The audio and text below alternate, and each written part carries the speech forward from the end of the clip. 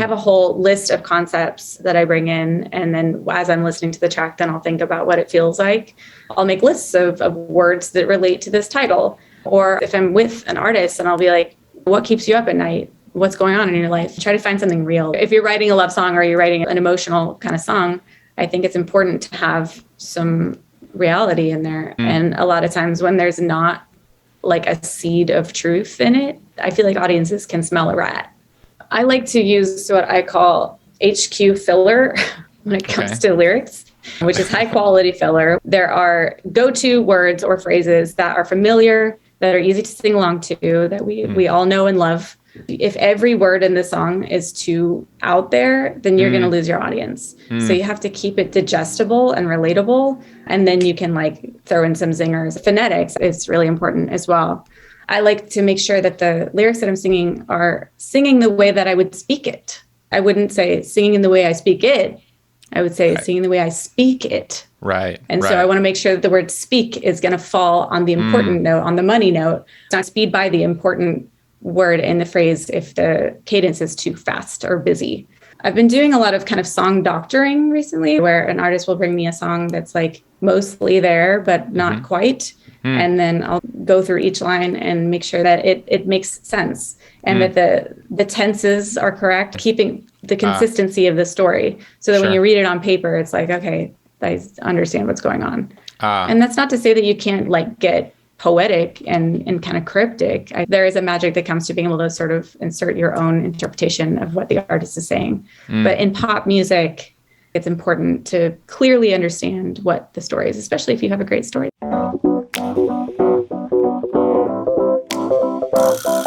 What's going on? Welcome to the New Music Business. I'm your host, Ari Herstand, author of How to Make It in the New Music Business. The book, 3rd edition, coming out very, very soon. Today, wow, such a treat. My guest is Bonnie McKee. She is a singer, a songwriter, an artist, an actress, a director, all of it. She wears so many different hats. She's most well known for her songs that she's written, including Katy Perry's California Girls, Teenage Dream, Last Friday Night, Part of Me, Wide Awake, my personal favorite, Roar.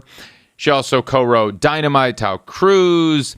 She's co-written songs with Kesha and Britney Spears and Kelly Clarkson and Cher and Christina Aguilera, Adam Lambert. The list goes on. Actually, she has over 100 cuts. That means 100 songs that she has written that have been officially released. She has written 10 singles that have reached number 1. Ladies and gentlemen, 10 singles that have reached number 1 on the charts. She sold more than 30 million copies worldwide. She released her song American Girl in 2013 and then independently released an EP Bombastic in 2015 and is now releasing some more music under her artist project as well. In this episode, we spent a lot of our time talking about what it is to be a songwriter in the pop music industry and even country. She talks about country sessions as well and how the sessions work. So if you are an aspiring songwriter or an established songwriter, you're going to learn a lot from this.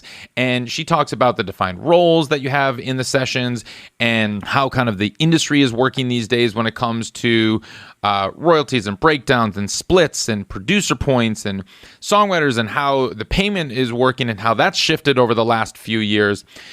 And how publishing deals work. So if you're interested in the songwriting industry whatsoever, this is definitely the episode for you. I know you're going to love this episode. Listen to the very end. She has an amazing answer to what it means to make it in the new music business. So fortunate to have her on this episode. As always, please subscribe to the show, follow the show, like it, however you're listening to it right now. Just hit pause, hit that subscribe button, and give us a 5-star review on Spotify and Apple Podcasts. Those really help, and I love reading the reviews. If you're listening on YouTube, give a comment. I try to get back to everybody and all those comments. Find us on Instagram, TikTok, and Twitter at Ari's Take. Find Bonnie McKee on TikTok. We talk a lot about her TikTok on this episode. Find her on TikTok and Instagram and everywhere else you can find music. You can find me at Ari Herstand on Instagram and Twitter. Visit aristake.com, get on that email list, and that's where you're going to get the most up-to-date information about the new music business. We send out regular emails there. Go to aristake.com, get on that email list. All right, let's kick into the show. Bonnie McKee, welcome to the show. Thanks for having me. So I think I'm catching you at an interesting time. I've been seeing that you've been going to film festivals. You're like a filmmaker now. You've been like, what is it? You've won over 50 awards on this, your first short film ever, and you've like from festivals all over the world. Talk about that a little bit. Yeah, it's insane. In quarantine, I was kind of sitting around and it felt like the music industry kind of shut down. I mean, I did a lot of Zoom sessions and stuff, but honestly, I was just a little bored. And I had always wanted to see if I could direct. You know, I have a heavy hand in my music videos and stuff, but I had never written a script and done the whole thing. So I just thought I'd experiment. First, it was supposed to be like like something for my acting reel, because I wanted to get back into that. And then I started writing a scene and was like, I don't know, I think this is kind of a standalone story. So I made a little short film, just a skeleton crew in my house and my boyfriend's house. And I had no idea what I was doing. There's a whole strategy to festival stuff. And I didn't know anything about it. And so I just submitted to every festival that seemed relevant and got into a lot of them. And I ended up winning 53 awards. So I'm very proud of that. Thank you. And, there's a lot of little ones. Thank you. There's a lot of like small kind of like hometown hero sort of festivals. But I did get into 4 Oscar qualifying festivals. Didn't win in any of those, which would have put me in the Oscar pool. But still very proud to have participated. That's great. And is this something that you're thinking of continuing to pursue in addition to songwriting? Are you veering? Are you straddling these lines? Are you leaning one way or the other? Yeah, I'm kind of straddling the line. I want to turn the short film into a series. It's just basically semi-autobiographical, of course, sensationalized a little bit about what it's like to be a woman and a recovering addict in the cutthroat music industry. So I would obviously write all of the music for that and hopefully star in it, but you never know. And I want to kind of combine my 2 loves of film and TV and music. Amazing. It's not surprising that the short film is winning all these awards. Just by looking at your TikTok, it's clear that you have a handle and a grasp on amazing short form storytelling. I especially like the hitchhiker one where you kidnapped some dude, a hitchhiker, and then you basically indoctrinated him into a cult with a blood oath, and you prevented him from escaping, and then in the end, not to give anything away, but you ate him. So it was fantastic. That was really well done. Thank you so much. I had so much fun with that. Yeah, I'm really enjoying TikTok. I was really kind of late to the game, but I love it. I feel like it's such a brilliant tool for creators and musicians, especially. And I get to kind of flex my directorial muscles in a little teeny tiny way, but it's really fun. And I love to edit too. So it was fun. It's great. And it's also like we use it as kind of an educational platform. And so, I'll do educational videos for artists out there and just the general in the music industry. But I like how you kind of show you had some of these videos that I bet you didn't know I wrote these songs, and, cut to Katy Perry and cut to Kesha and cut to, Taio Cruz, Dynamite and all of that. And it's fun. And that's it's still like the short form storytelling, because it's like the setup where people are scrolling. It's like, oh, wow, I learned something. This is actually really interesting. And then you kind of go down this rabbit hole, especially people that don't know much about the music industry. It's just like, wait a minute. This is the songwriter behind these songs. And what were some of the reactions that you got to some of those videos that kind of surprised you? It's funny. A lot of people don't realize that some of the big pop stars don't write their own songs. I mean, of course, I was lucky working with people like Katy and Kesha and Taio, that they are amazing songwriters in their own right. And all of them have written for other artists as well. So it's really just like having another great co-writer in the room that I don't have to worry about pitching the song. I just know they're going to cut it, Sure. But there's a lot of talk about ghostwriting, which is really not a thing. We're all credited. All you have to do is go on Spotify and click the 3 little dots and look at the credits. I was surprised at how many people didn't realize that. But I guess I think nowadays songwriters and producers behind the scenes are more forward facing. I feel like people, because of that feature, thanks Spotify, you can really, you know who's behind the songs, you know. I mean, Spotify actually came out with a pretty cool playlist that is written by Bonnie McKee is the name of the playlist. And this is crazy. I didn't know you have 107 cuts. That's amazing and unbelievable. Did you know that it was that many until Spotify made that playlist? I mean, it's cuts. I don't know. I mean, I've written thousands of songs. Of course, so, I mean, it's nice that some tiny fraction of the work that I've done has actually seen the light of day. But no, I didn't realize that. And, you know, things happen all the time where I'm like, oh, someone cut that. I had no idea. So let's talk about that a little bit, because when you get into a session and let's say it's a session without an artist, like without a Katy Perry or a Kesha or a big artist where you know, oh, this is a song that's going to be for them and they're going to hopefully cut it and release it. What's the approach for those sessions? Do you have an artist in mind that you're writing for? Are you just trying to write a great pop song that you'll pitch, or kind of step me through that process of how those sessions work? Writing for pitch sucks. I really don't like it. Okay. It's really more of like a process of meeting new writers and producers and kind of seeing if you gel, seeing if you have a vibe. And so that part of it is fun. But as far as like, you know, every time I write a song, I'm putting my heart and soul into it. And so there's really no guarantee that that's going to ever see the light of day. And so, you know, I'm thinking about releasing a bunch of demos of things that I've written, because I'm like, I mean, that's really what Sia did. And Sia's been a huge inspiration to me as far as, you know, a woman who's been behind the scenes coming forward. But yeah, it's kind of exhausting.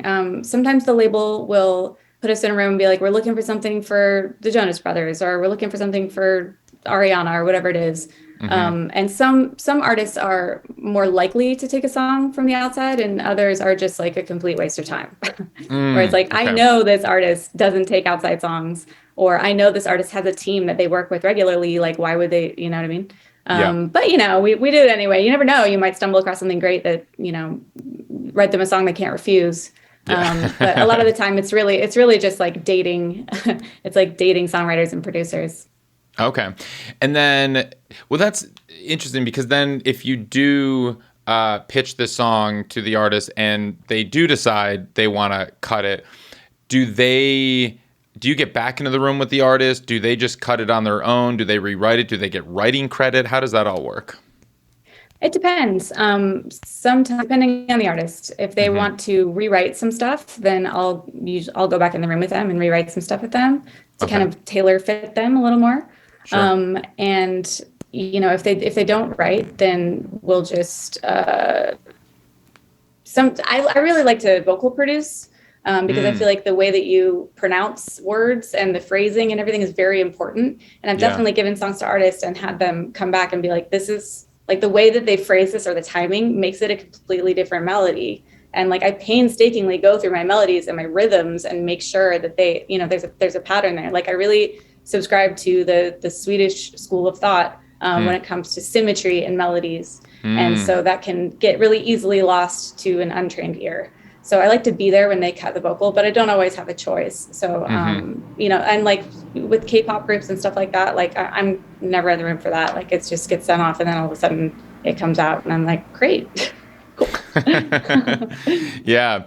Right. The Swedish school of thought, I was just reading The Song Machine, where they step you through the whole process from Dennis Pop back in the day and all of that. That's so with the and I don't know if this is a myth, but I was hearing from Dan Wilson, who, when he said he worked with Sia, and every time she goes into the booth, she changes the melody. And so it's just kind of like, we're just going to take the take that kind of works, but the melody isn't necessarily as concrete as you'd think in the writer's room. Do you, have you ever kind of worked with artists where it has been like that? Oh, definitely. I mean, it's really like that in Nashville. Like, melody is the last thing anybody cares about, I found. because I've tried to be very, crack the whip about melody stuff and rhythm and stuff. And then we'll be singing it all day. And then someone will go in the booth, sing it, and they just sing something totally different. And I'm like, wait, that's like, I know that we care about storytelling and lyrics. And that's really my first love is lyrics and stuff. Like that's kind of my specialty. But the longer I've done this, the more important I realize melody and cadence, how important that is and what a huge difference that makes. Yeah. Have you done many country sessions? I mean, yes, I've been to Nashville a million times, never had a country cut in my life. And I would think that because I'm a lyricist that I would get some Nashville cuts, but I've never had a Nashville cut, and I'm like a little butthurt about it.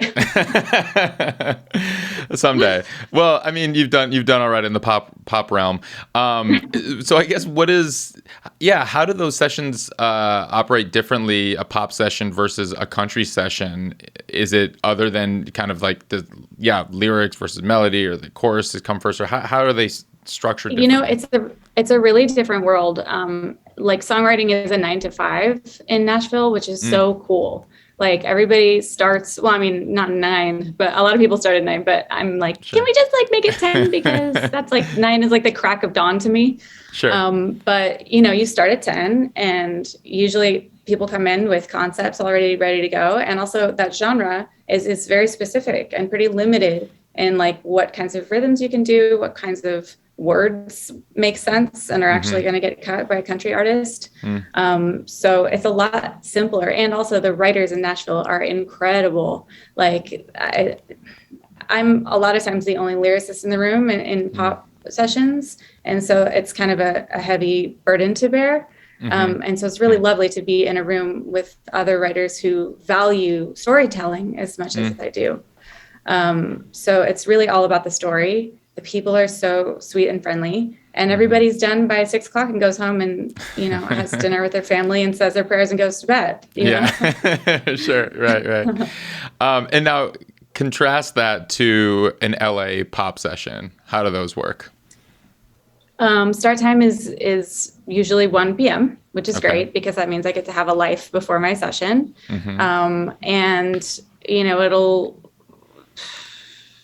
there's usually a track done or at least mapped out. Whereas in Nashville, it's like everyone brings an acoustic guitar and kind of figures it out as we go. And in pop music, because like the track is so much more important in the genre, there's like usually a folder of vibes ready to go. And then I do what they call top line, which is the melody and the lyric. And so I'll listen to a track and see, does it feel happy? Does it feel sad? Is it party time? And try to figure out, a title that matches the sound and the vibe of the track.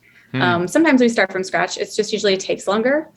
So if I only have one day with a producer or an artist, then I prefer to have a track kind of already mapped out. But yeah, so we just go in and fuck around, and sometimes it's great and sometimes it's not. But it really is kind of a numbers game. But if I feel like I have something that has potential, I very rarely only have it done in a day. And I feel like that's something that happens a lot in pop music. And I feel like the genre has suffered in recent years from that, where everything is kind of phoned in.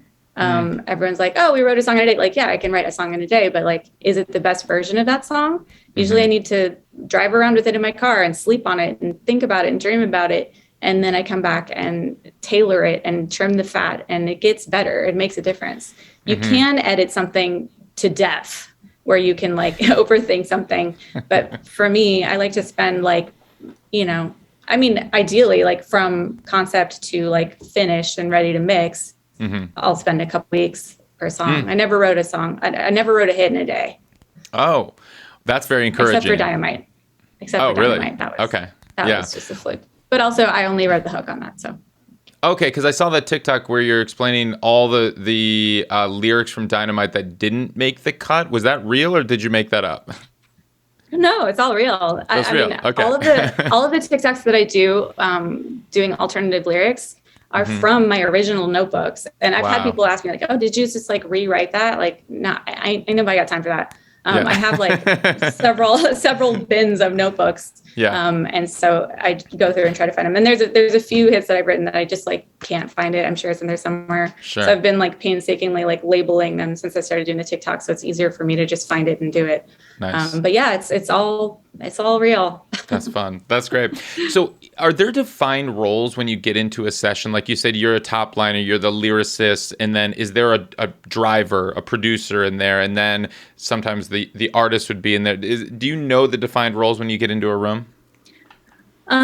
Yeah, I usually, that's what publishers are supposed to be for, where they sort of curate the room for you, where it's like, okay, we've got a great lyricist, we've got a great melody person, and we've got a great producer. But I've definitely been put in rooms where it's like, oh, like we both, like there's not a producer in the room, and they were like, what do we do? What are we supposed to do? Yeah. But I also produce. I don't push the buttons so much, but I'm more of a producer in the old school sense where, I do a lot of arranging and I have a lot of ideas about sounds and drum patterns and all that kind of stuff. But I'm rarely credited for that. I think primarily because I'm a woman. And because there are plenty of male top liners that go in the room and co-produce the way that I do. And then it's just like, oh yeah, like he's a producer on it. And then when I'm like, hey, so remember when I came up with all of the different like lead lines and this and the riff and the bass and the this and the that? It's like, yeah, but you're just like a top liner. So like, and by the way, producers get paid. If they use the song, producers get paid a producer fee. They also, these days, will get co-writing. So they'll get publishing and they'll get production fees. And then they'll also get points on the master. And as a top liner, I just get publishing. And so suppose like, somebody gets sued for the song or something like that. It was too close to something, like I'm not going to get anything. Right. It's really insane. And like, I know that songwriters, top liners, have been charging fees more recently. I've been hearing more and more about that, which is really how it should be, because I work for free. It's free labor. I mean, I've been doing this for 15 years, and I've the only time I've ever gotten a fee is if I'm doing something for Google or I'm doing something for Disney, and it's like because they don't know any better. Yeah. They don't know they can get us for free. So even like the writing camps, have you been to many writing camps where it's like a Rihanna writing camp or something like that? You're not being paid necessarily to be there. You're just there and hoping that they're going to cut one of the 150 songs that have been made during this camp or something? Not getting paid, no. And the producers don't get paid either unless the song gets cut. Yeah. But yeah, it's free labor. And it's really insane. Yeah, I mean, I want to unpack that a little bit of you're not getting the production credit, and how it's very clear. I mean, the crazy statistic out there is just like there's only 2% of producers are women that are credited on some of these like massive hits and all of that. Is this something that is just because it's just accepted more in the industry, that if there's a man working on the track and pushes for a producer credit, he's going to get it, whereas if there's an established woman songwriter, then it's just it's brushed over? Is this something that the publishers need to fight for more? Do the managers need, where's the breakdown here, and where's the advocacy that where does that come from? I mean, I think in my own experience, it was just, I didn't even think I was allowed to ask, even though I felt like I was definitely producing. I just didn't bother to ask because I didn't want to be shut down, and I didn't see any of the other girls doing that, or, top liners. And so I was like, okay, I guess I'll just, stay in my lane. And then in recent years, I've just been like, no, fuck that. Like I'm done with this. Yeah.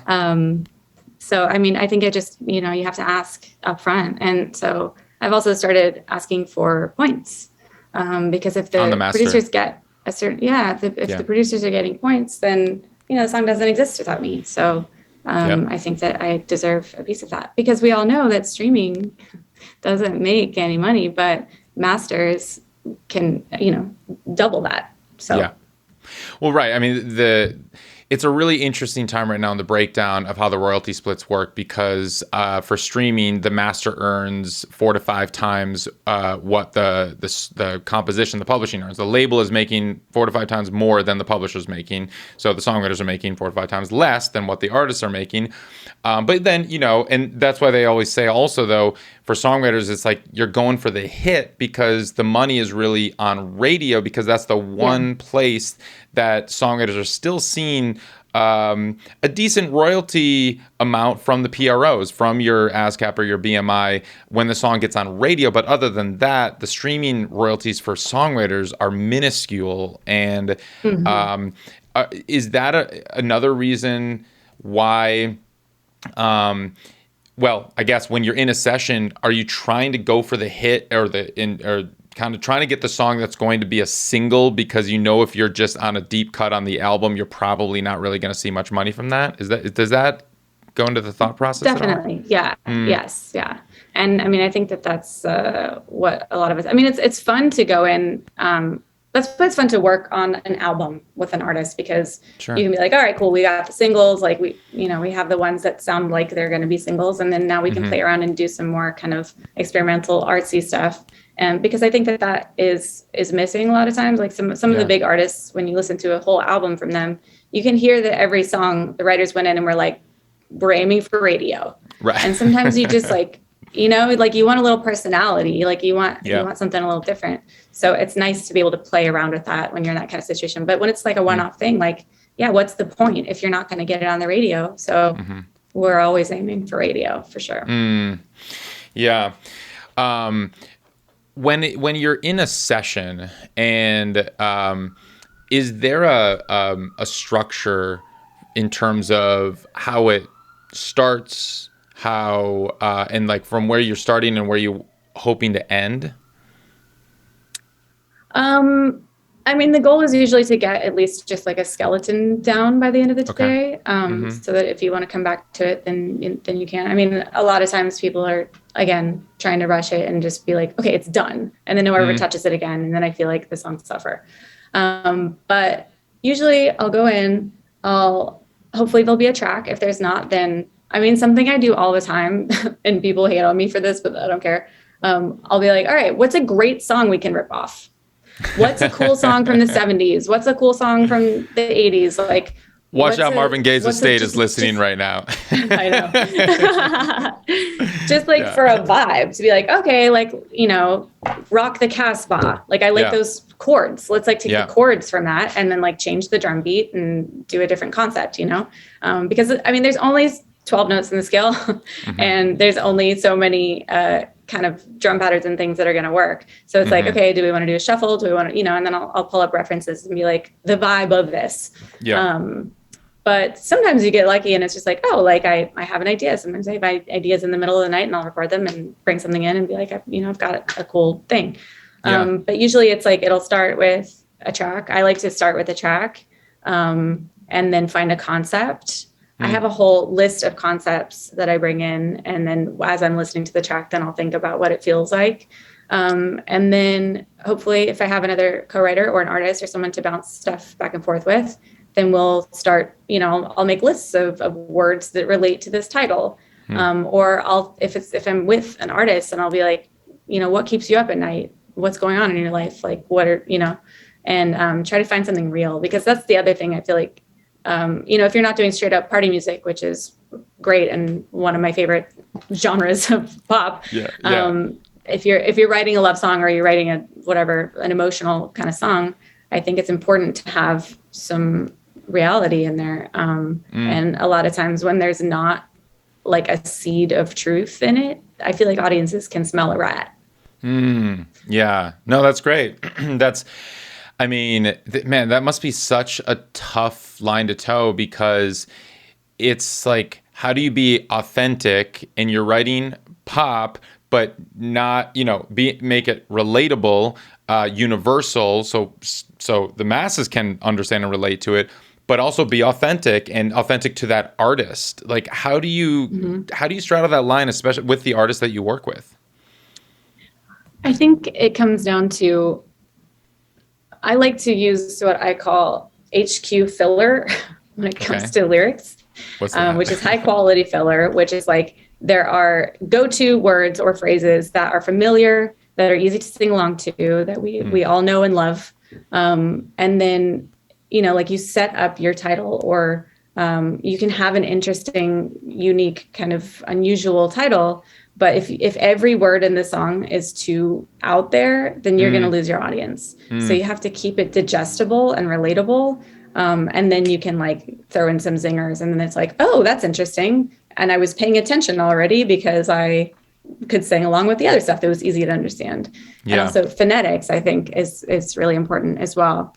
Explain but phonetics. To keep it, phonetics are the way that a word sings, if it sings well, and also how the words fit into the melody. And that's something that I take very seriously too. Okay. Where if it's the wrong emphasis on the wrong syllable, right. Can't do it. Can't do it. Yeah. And there are some artists that do that a lot, and that's kind of like a unique thing that they do. Like Alanis Morissette did that a lot. And Katy's done some of that as well. But it drives me crazy personally. And so I like to make sure that the lyrics that I'm singing are singing the way that I would speak it. Yeah. Like I wouldn't say singing in the way I speak it. I would say singing the way I speak it. Right. And so I want to make sure that the word speak is going to fall on the important note, on the money note, or the play. It's not going to be sped. You're not going to speed by the important word in the phrase if the cadence is too fast or busy. Sure. So that is important. And so a lot of times I've been doing a lot of kind of song doctoring recently, which I really enjoy, where an artist will bring me a song that's like mostly there, but not quite. And then I'll go through each line and make sure that the emphasis is on the right syllable and that phonetically everything is gelling and that it makes sense, and that the tenses are correct. If you're talking about, who you're talking to, is it a you? And then you refer to it as him, like keeping the consistency of the story so that when you read it on paper, it's like, okay, I understand what's going on. And that's not to say that you can't like get poetic and kind of cryptic. I love stuff like that. Like I grew up listening to Fiona Apple, who is one of the most cryptic lyricists ever. Yep. But there is a magic that comes to being able to sort of insert your own interpretation of what the artist is saying. But in pop music, I think it's important to clearly understand what the story is, especially if you have a great story to tell. Yeah. You bring up song doctrine, which I get this question a lot. How does it work when an artist or someone brings you a song and you're doctoring it up? Is that how does the business side of that work? Is it they bring you the song, it's like, okay, well, now I'm touching the song, so we're splitting this equally? Or do they pay you a flat fee and to kind of for your time to do it? Or how does that work? Usually I'll just, like it depends on how much I change it. If I'm just like, this chorus doesn't work, and then I change the chorus, then I'm going to get a bigger percentage. But if I'm just like changing a word here and there, then it would be less. And I try to be fair. I don't have like a flat, percentage that I'll take for rewrites. Gotcha. I like to be fair to the artist because I'm an artist myself, and I would be really annoyed if someone came in and changed 3 words and was like, give me half the song. Right. So. That makes sense. So speaking of the artist, have you run into an instance where an artist or their manager essentially comes to you saying, we want to cut your song and we want our artist to get a percentage of writing of the publishing, even though they didn't have a hand in writing the song? Have you run into that? I personally have not, just because I'm often paired with artists who write. Yeah. But I know that happens, and I've heard that happens with a lot of big artists. Yeah. And it's annoying because like the artist is going to get money from touring, from merch, from whatever appearances. Right. So like they're already going to get paid on the song, and like the songwriters get so little that I don't really think it's fair. But I understand like for optics. And so if an artist were to be like, hey, I want a piece of the song, I'd be like, oh, sure, we'll put your name on it, but like you're getting 5%, like, Yeah. Like if you really were not in the room.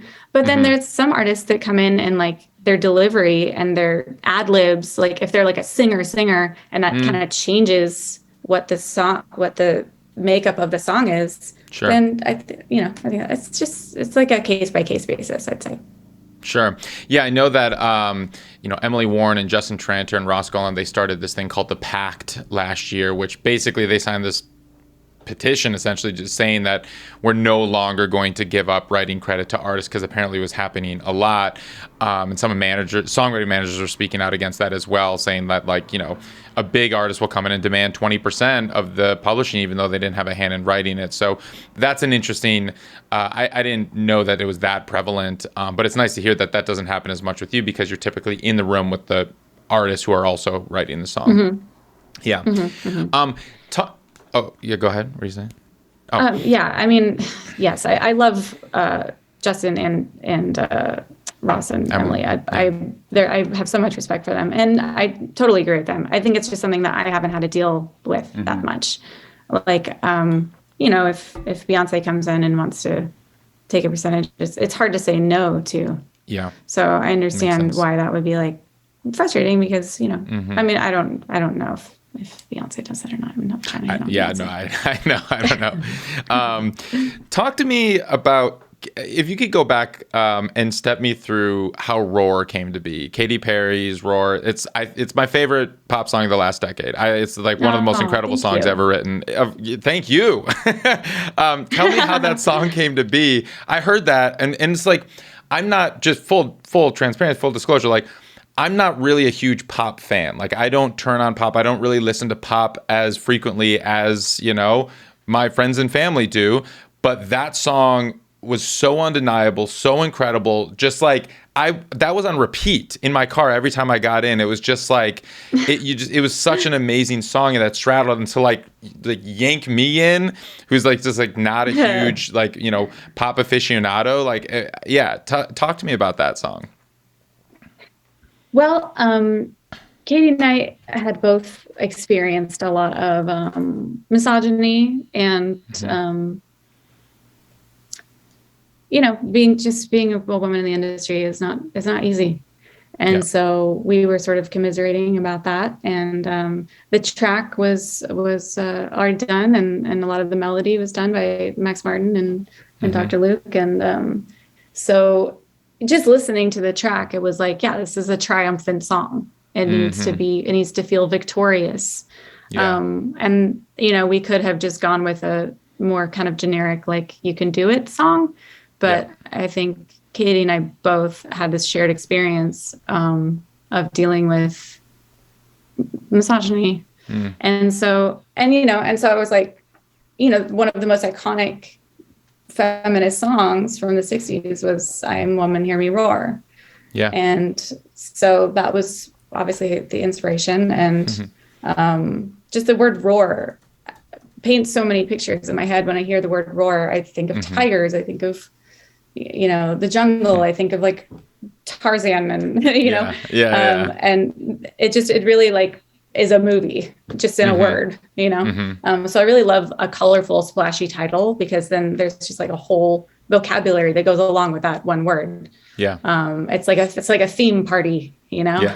It's like, okay, we're throwing a roar party. What does that look like? What are you wearing? Yeah. What are you, what are the activities? And also the melody kind of sounded like the Tarzan call that he does in the jungle. Yeah. And so that was great. Kind of part of it too. Yeah. Nice. I'm really proud of that song. Yeah. And so many people, like, the stories that fans have told me about what it got them through range from like, when I'm at the gym and I don't feel like I can do it, to like, my daughter had cancer. Like, it's crazy. And that is really why I do this, is to connect with people. And it's really, really powerful to be able to do that on mass scale. Yeah, no, definitely. I mean, I want to touch on a little bit. You mentioned it a couple times, kind of the misogyny in the music industry. Now, you've been in the industry both starting as an artist when you were a teenager, to as a professional songwriter now. Have you noticed a change, a shift? Is it still as prevalent as ever, but masked in a different way, like the not giving you credit where credit is due and deserved? Talk about kind of how it's come in your experiences in that from like getting started until now, and is there and also like speak to the women that are listening to this and that are kind of getting started in the industry. I do think that there has been a shift, and especially in the rooms with my collaborators, because I work a lot with men whom I love and who are very supportive, and so a lot of producers are now offering points or sharing points or recognizing what it means to contribute to a track. Not all of them, but it's a lot better. And also, I think that with the Me Too movement, I think that on the business side of things, that a lot of executives are running scared. And so people are a little more careful about how they talk to you and how they treat you. So yeah, I do think that it has gotten better thanks to the Me Too movement. And also, I think people are just, I don't know, I feel like there's been sort of a movement as far as just empathy in the creative world. I feel like everyone's in it together. It's gotten so gnarly with this streaming, and nobody's making the money that they were 10 years ago. And so I think that, I don't know, I've seen a shift for sure. But when speaking to the women that are listening, I think that you have to speak up, and that was really my issue and why I haven't gotten what I've deserved for so long is because I used to not think that I deserved it. I used to stay in my lane, and I'm just thinking of like the lyrics of Roar right now are popping in my head. Didn't want to rock the boat and make a mess, Right. Yeah. But you have to speak up and ask for what you want. And I mean, that really goes for everything in life, not just with women, but it's like, people hold resentments towards the world for not getting what they feel they deserve. But it's like, did you ask? Like sometimes you think that you are entitled to something, but you don't speak up, and you really have to speak up and plead your case. So I would say just don't be afraid to ask for what you want. That's great advice. A little bit more broad, speaking to kind of the aspiring professional songwriters who maybe want to do what you do, but don't know how to get started or how to get their foot in the door. What is some advice you would offer to them? I get asked this question a lot, and it's hard for me to answer because my story is so unconventional, and also 20 years in the making. So things are very different now than they used to be. Sure. But I think, publishers are always looking for new talent to exploit. And so they do check their DMs, and they are watching online. So I think that, the social media is the window to the world. That's how you reach people now. And as much as we all want to think that's not the case, that's just the facts. So I think having a social presence and posting your work, and going to, if you're in LA or New York or places where these things happen, going to events, it's really hard to do if you're not in LA or New York or Nashville. There are local scenes. And so if you are in a city that is not one of those big ones, find the local heroes and, get in front of them and play your song, whatever. But I think that sending stuff does work. And also figuring out artists that, if you want to be a writer, artists that are kind of in your wheelhouse, looking at the credits, seeing who they're working with, seeing who they're distributing through, seeing who their publishers are, and then getting on their radar.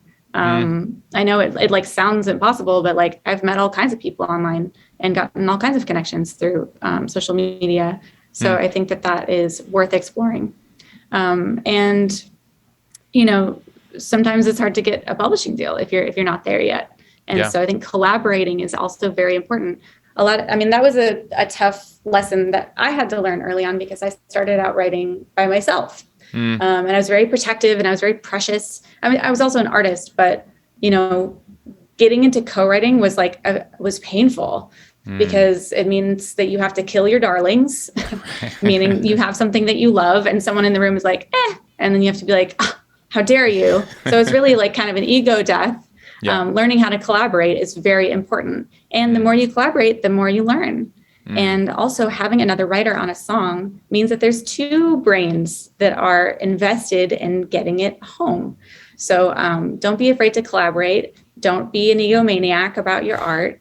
Do what's best for the art.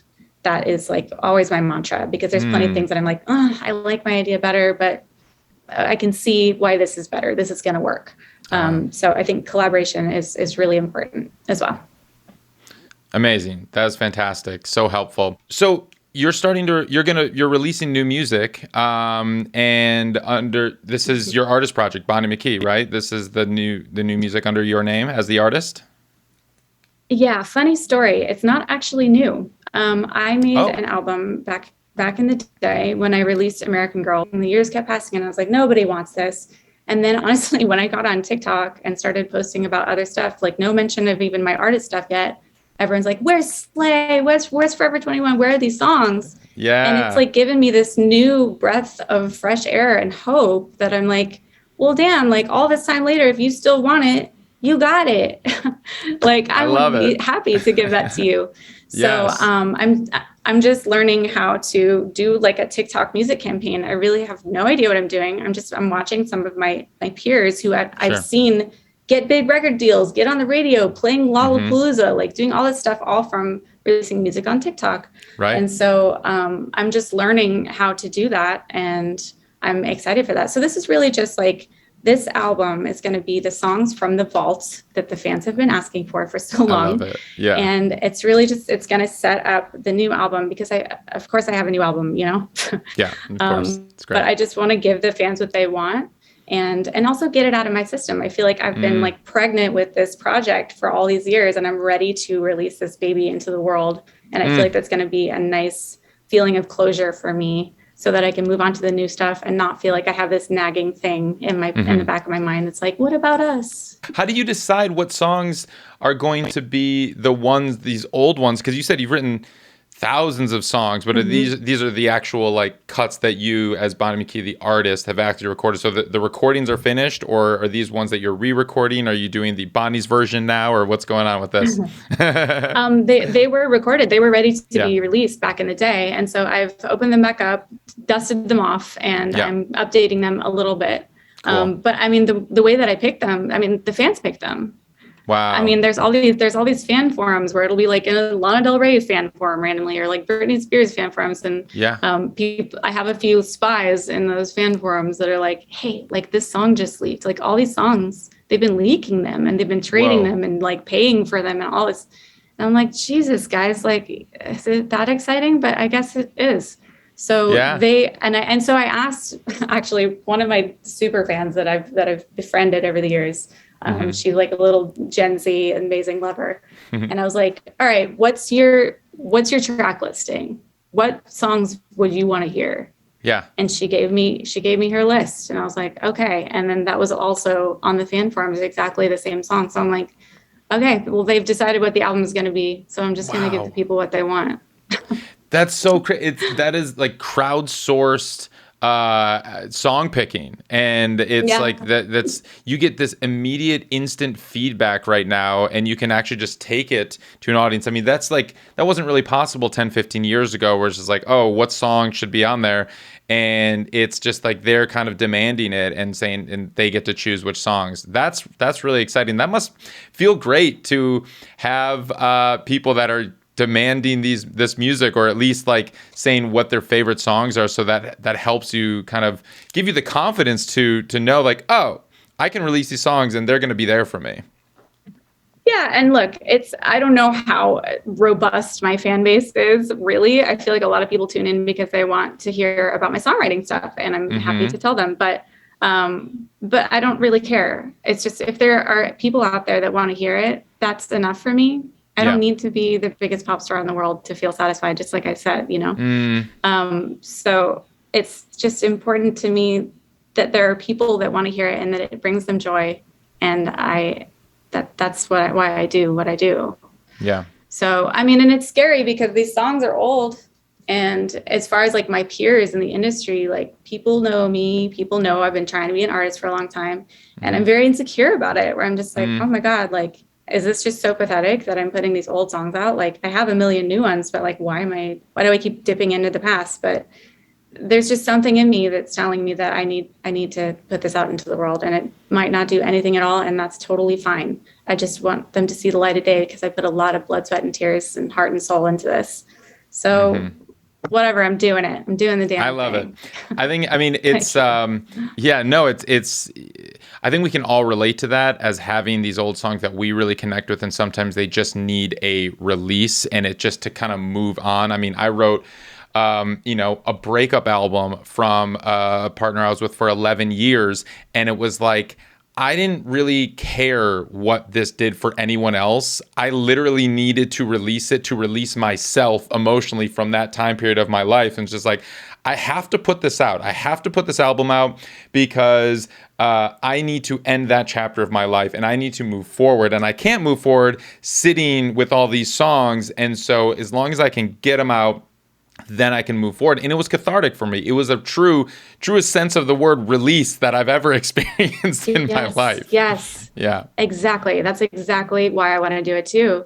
Is because I want to close the chapter on this because it was kind of like, I had all this momentum with American Girl. Everything was going great, and then I did like the bombastic thing, but and then it just kind of went away and everyone's like, but wait, we were on board. Where did you go? Yeah. And so, it feels kind of unfinished. And so I'm ready to close that chapter. Who did you release the bombastic? Which distributor did you use to put that out? Do you remember? I think it was TuneCore. Sure. Honestly, I don't know because like I've done a lot of one-off singles and stuff. And I'm actually looking into that now where I'm like, where do I want to put this out through? Like, I'm not even sure who I want to give it to because I know that every distributor has their own sort of kinks. And I have a great guide that I compare 17 of the DIY indie distributors. I'll send you. You can compare all of them right side by side. I have this chart that I put together, so I'll send it to you. That would be great. Thank you. You can make that decision. Yeah, I'm just figuring it out. But so I don't know how to do this in the TikTok era, but I'm excited because I've seen it work. And I love creating the content and I love getting direct feedback from the fans. So wish me luck on my TikTok journey. all the luck, but I think you have a really strong handle on TikTok, and as as someone who's known so well as a songwriter, you also have a really strong handle on who you are as an artist and as a storyteller. And that, I met a lot of behind the scenes songwriters who kind of do the work as a songwriter. But that's what I think is one of the most interesting things about you is like you have defined yourself as an artist in the truest sense that is not just as in just like this is the album cycle and this is my character that I'm embodying for this, but it comes across your personality and all of that within all of the videos that you create. And that's why why we started there is why it made a lot of sense to me that you now are kind of dipping your toes into directing and writing and acting in this film realm.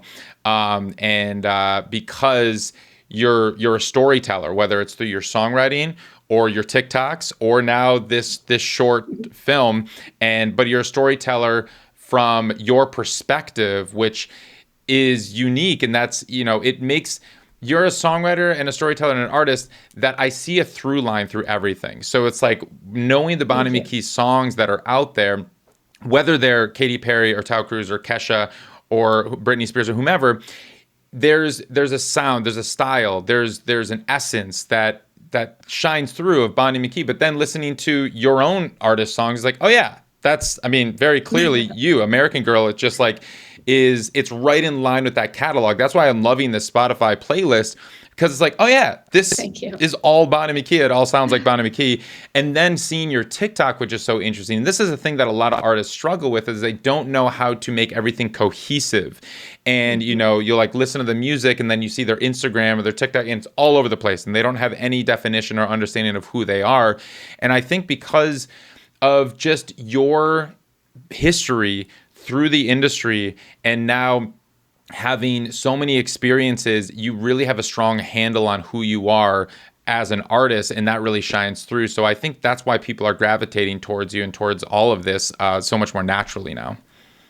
Thank you so much. Yeah, one of the most difficult parts about just being a songwriter is that I'm a really visual artist. And so I really had no say in what the music video would look like and the artwork and any of that. And that's like a big part of my artistry. And that's also why I got into directing, where I was like, I want to make pictures. I want to paint a picture. I want to tell a story through the visuals as well.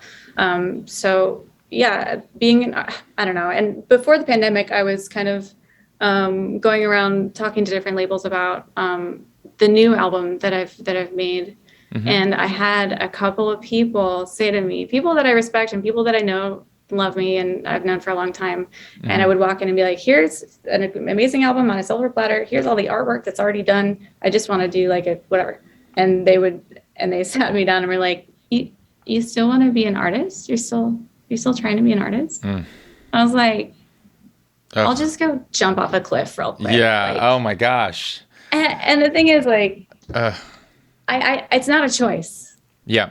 Like I am an artist, whether I like it or not. I wish that I could get rid of the bug that I have to perform and be front facing, but that's just who I am. And so I think that I tried to sort of repress that for a lot of years, and I was miserable. I was so depressed. And so now that I'm like kind of coming into my own again, I'm just like, I'm ready to do it. And I don't really care if anybody, I mean, of course I want people to like it, but I don't care if my industry peers or whatever believe or not, because I do. I mean, music isn't merely what we do, it's who we are. And at the core of that, it's, having such success as a songwriter, but also understanding yourself enough to know that, your definition, like you said, of success is happiness and understanding and feeling at ease with all of this. And so knowing yourself enough that it's like, you're not just going to be content writing songs for other people, and to have that identity as an artist. It's like you said, it is who you are. It's never going to leave. Whether a suit in an office understands that or not doesn't matter, because you're an artist, and that's just how it is and will always be. Yeah. And one thing that I realized when I was really kind of miserable just being a songwriter, because I was miserable for a long time, was that I was making success my higher power. And that is a really dangerous place to be, because I have no control over whether something is successful. I have no control over whether the industry wants me or the fans react. That's out of my hands.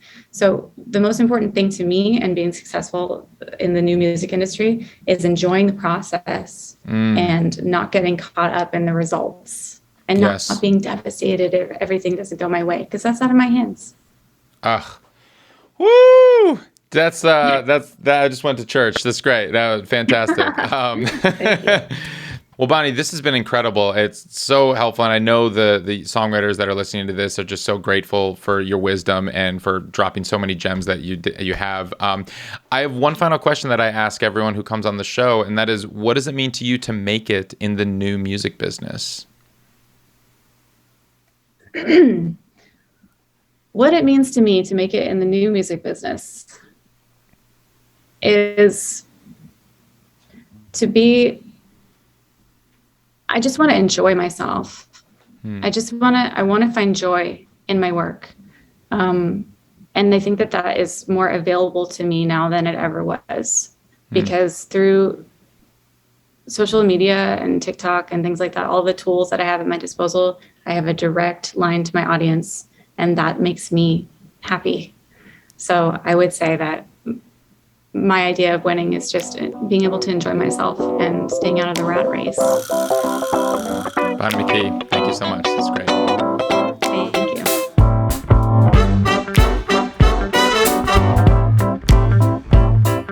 Today's episode was edited by Maxton Hunter, theme music by Grassroots District, and produced by all the great people at Ari's Take.